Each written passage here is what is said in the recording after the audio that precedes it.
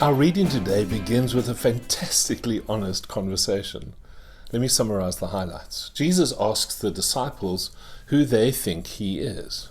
Peter's answer is plain, quick. He simply says, "You are the Messiah." In other Gospels, Peter's answer will be a little more embellished than that, but in Mark, that's it. You are the Messiah. Because Peter thinks that Jesus is the military Messiah who will restore Israel's fortunes and chase the Romans out of the promised land. It's important, I think, to notice that Jesus doesn't tell Peter that his answer is correct, that he has answered well. All Jesus does is he warns the disciples not to talk about him. If you like, not to talk about him in this way. It seems Jesus is specifically telling them not to speak about him being the Messiah. The reason we think that is because instead of holding on to that idea, Jesus in the next verse calls himself the Son of Man, a name, a title which deserves our attention another time, and I'm sorry we don't have an opportunity for that now. But for now, it is enough to say that Jesus wants his disciples to know that his destiny is not messianic military victory, but is in fact quite the opposite. His destiny is suffering, death and resurrection on behalf of humankind. He is, as one of the translations takes Son of Man and makes it less a male, if you like, he is the human one. He is the Son of Man who will die our death. It's a phrase deeply connected with our humanity. So, having heard that, Peter hates the idea. And what for me in this context is significant is that Peter is bold enough to reprimand Jesus. I mean, I still try to get my head around that. I've thought about it a lot, but imagine being bold enough to tell Jesus that he's out of place. And Jesus responds to Peter's reprimand by reprimanding Peter in return. And then Jesus brings the conversation to a rapid close by simply calling Peter Satan. Because Peter is standing in the way of God's purposes. Satan means to be an adversary, and so it's not an insult, but Jesus nevertheless calls Peter Satan. You kind of think, man, that escalated quickly. It's a heated conversation, quite a conversation. And then in the midst of that heated conversation, Jesus calls the crowd to come and join the disciples. This was just the disciple group. And now there's a crowd around, and Jesus invites them to come share in the conversation. And Jesus speaks these famous words to them. He says, if any of you, so the big crowd, if any of you wants to be my follower, you must give up your own way. Take up your cross and follow me. If you try to hang on to your life, you will lose it. But if you give up your life for my sake and for the sake of the good news, you will save it. I don't know about you, but I think those are such difficult words. I think they are, even in the grander context and perhaps in today's modern world, I think we could even describe them as unattractive words. They're words that we, even in the church community, avoid or ignore or try to minimize in some way. Because think about it, how often do you encounter people running towards these words? We have all these favorite phrases, what I sometimes call bumper sticker verses in the church, and they float around a lot. The Lord is my shepherd, trust in the Lord with all of your heart. I lift my eyes up to the hills. I know the plans I have for you. We have our favorite verses. This isn't one of them. This doesn't make it onto the bumper stickers. This doesn't make it onto the encouraging scriptures that float around our buildings. These are difficult words for us. There's a thought, and I think an informed, an educated thought, that the words that Jesus uses here might well have been words used by the rebels in Israel, those who were rebelling against the might of Rome. And we've spoken about that on other occasions. So the thought is that these might be the words of the rebels. Because the cross was a definitively Roman form of execution. If Jesus had been born in the 1960s in Bethlehem, Pennsylvania, they would have put him in an electric chair. If Jesus had been born in the 1970s in Bethlehem in the Free State, they would have put a noose around his neck. But here, in the first century, in Palestine, the Romans occupy the place, and so Jesus is hung on a cross. It's an inescapably political symbol associated with Rome. It was reserved for the lower classes of society. The wealthy may have been sent into exile or sent to some kind of prison or executed in honorable and dishonorable ways. I always think of Julius Caesar getting stabbed in the back by his friends. But this cross was a deliberate object, not only of cruelty, but of shame. The cross, the people who were crucified were always naked. They were exposed. The crosses were often placed on public thoroughfares, and the people were scorned. They were mocked for hanging there. And so I can imagine, think of contemporary politics, think of the uprisings that happen around the world. I can entirely believe that the call of the rebellion, as an act of defiance against the inhumane cruelty of the cross, that the rebellion could say amongst themselves, "Come on, guys, take up your cross. Let's rise up against it. Take up your cross. If they kill us on the cross, so be it, but rise up."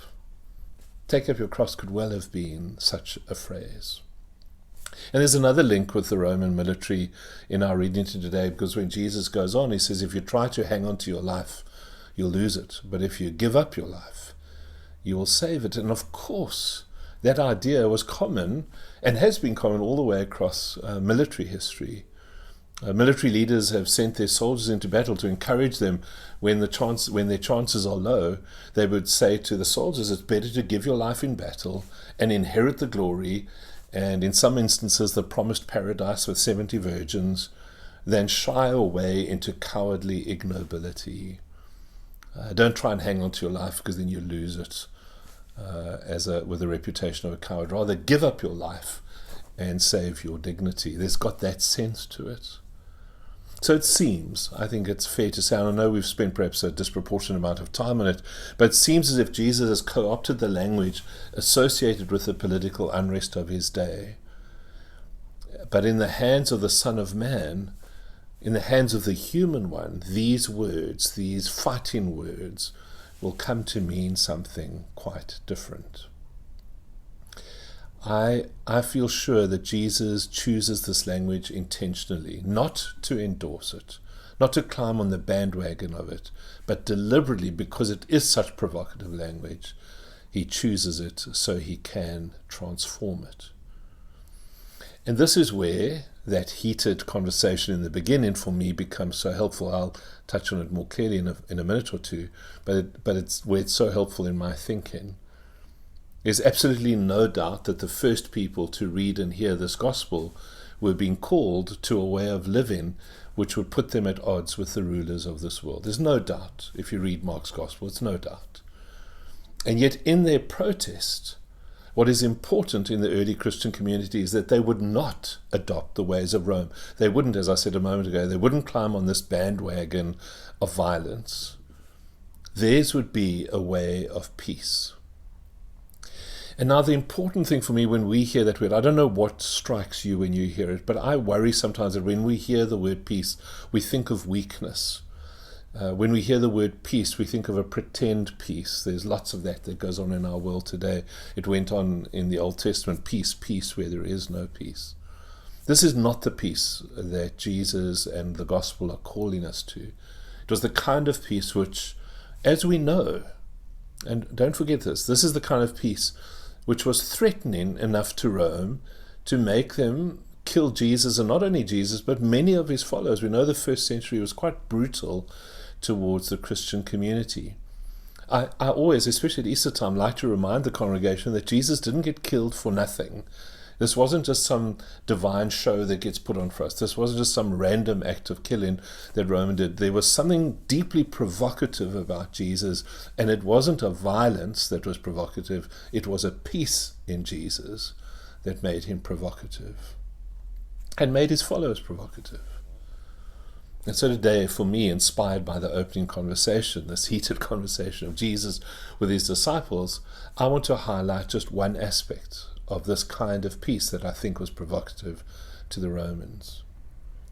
Stanley Hauerwas, the renowned ethicist, in an essay on Dietrich Bonhoeffer's passion for truth-telling, observes the failure of the church to oppose Hitler was but the outcome of the failure of Christians, now listen to this, to speak the truth to one another and to the world. It wasn't just that they were silent, it was that they were unable to speak the truth to one another and to the world.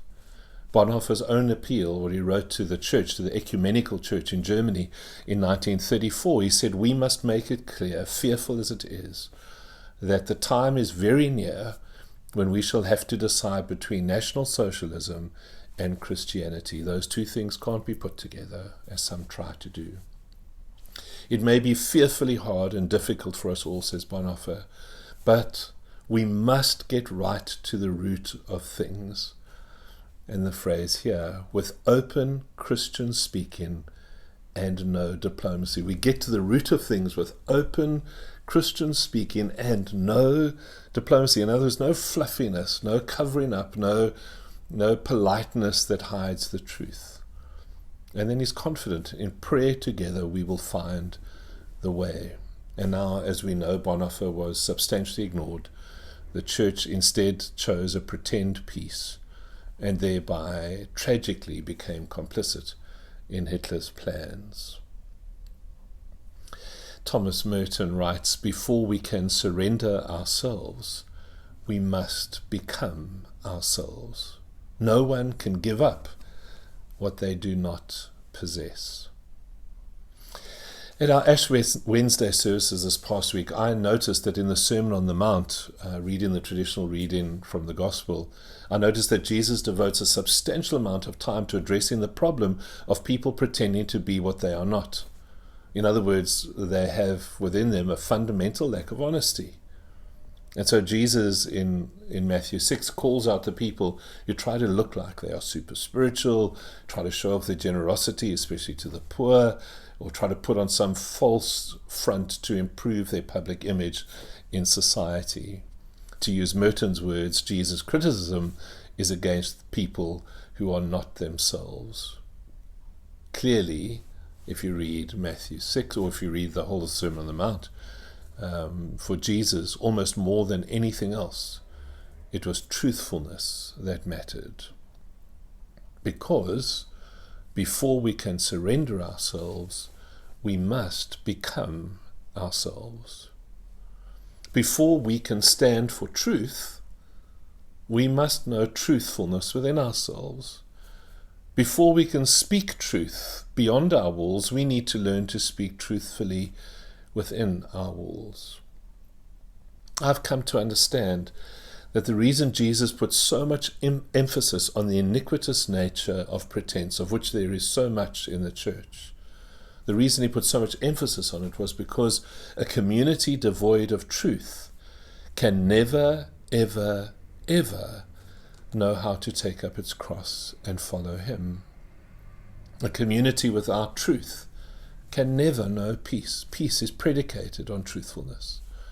A community without truth can never offer healing to the world or to themselves. Healing is predicated on truthfulness. A community without truth can never be freed from its sins. We call that confession.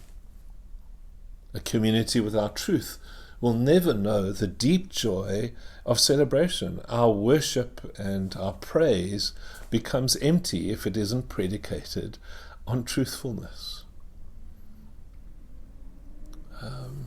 Jesus put so much emphasis on the iniquitous nature of pretense because a community devoid of truth can never, ever, ever know how to take up its cross and follow him. I never want to be guilty of diminishing those incredibly challenging words, because I'm sure that as Jesus spoke those words, the probability of actually dying for the sake of the gospel was high.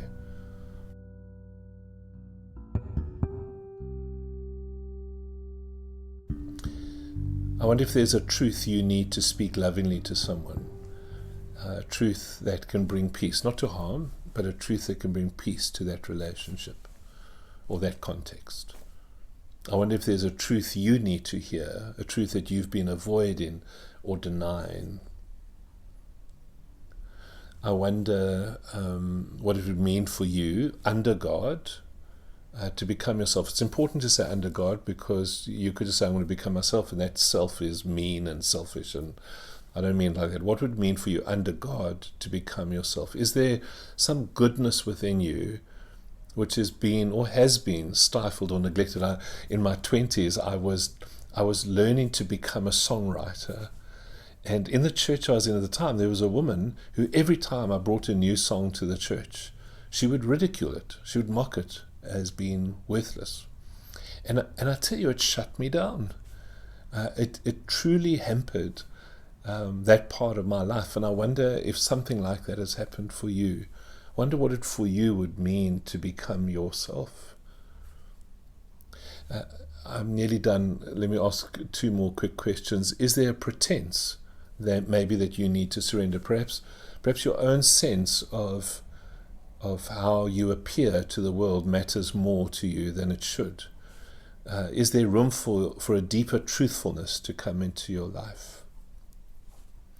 And finally, I just wonder, is there something to which God is calling you, something which so compels you, that costly sacrifices, the sacrifice of obeying that call, really feels like no sacrifice at all because the compulsion is so deep? I wonder if God is calling you to something today. Hard words, but my sense is they can be some of the most liberating words for your life and mine. And maybe they should be on more of our bumper stickers. Take care. God bless you.